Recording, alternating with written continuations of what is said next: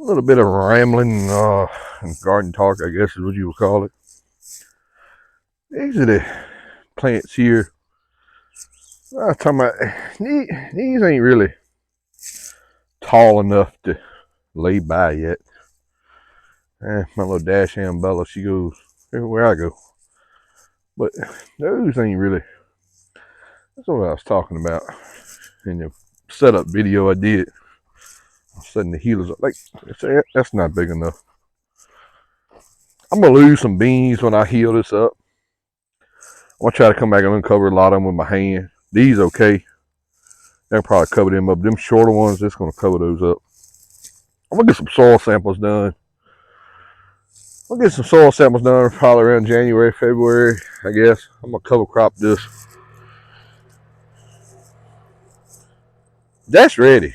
This is my problem I was talking about in my setup video. That's ready now to be laid by in the center here. This, however, is not. It's too short. I'm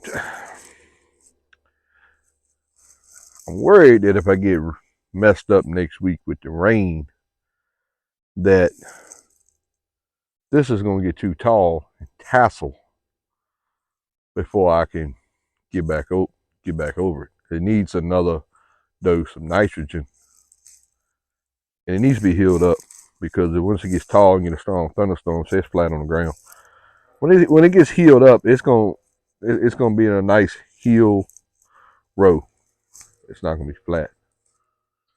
Getting a little weeds, which I don't have much. I mean, I haven't touched this number of those king scratchers that I had in the video.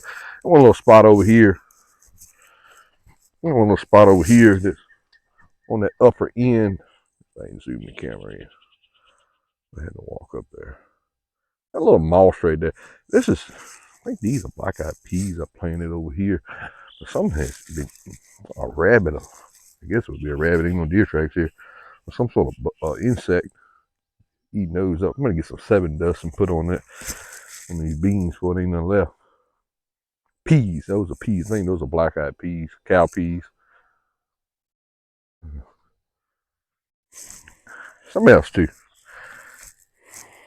In the tobacco world, these would be called suckers. I pulled some of them the other day, just kind of see what the difference is. I pull these. I pull them all if it helps the plant. I don't know. I know on tobacco, done my fair share of the sucker pulling and topping and grubbing hoe. Why it makes me appreciate the tractor so much. I done grub and hoe grass in the tobacco world to have blisters on my hands. Use a grubbing hoe every day for weeks. Makes you. Got a little bit of weeds in there. Bella, where's your at? She on point. Got a little bit of weeds in there, a little something there. Those healers will cover that up. They're gonna also cover up these little short beans, which I'm not too worried about that. More out to the corn. We had soil samples done.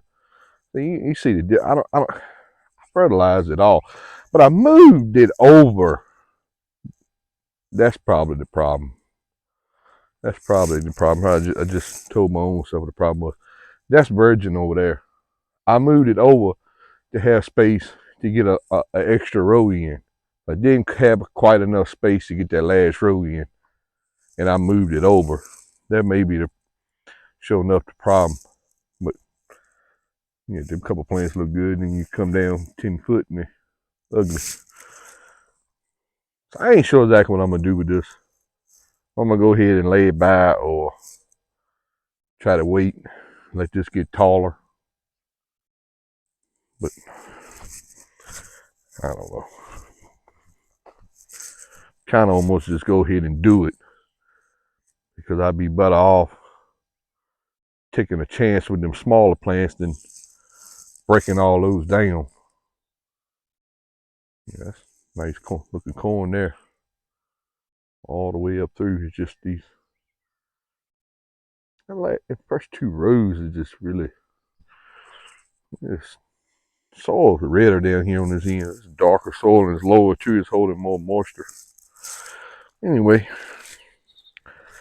y'all, thanks for watching, and if you have any questions, my email, I think, address is in there on my page somewhere, or you can leave it in the comments. Thanks for watching.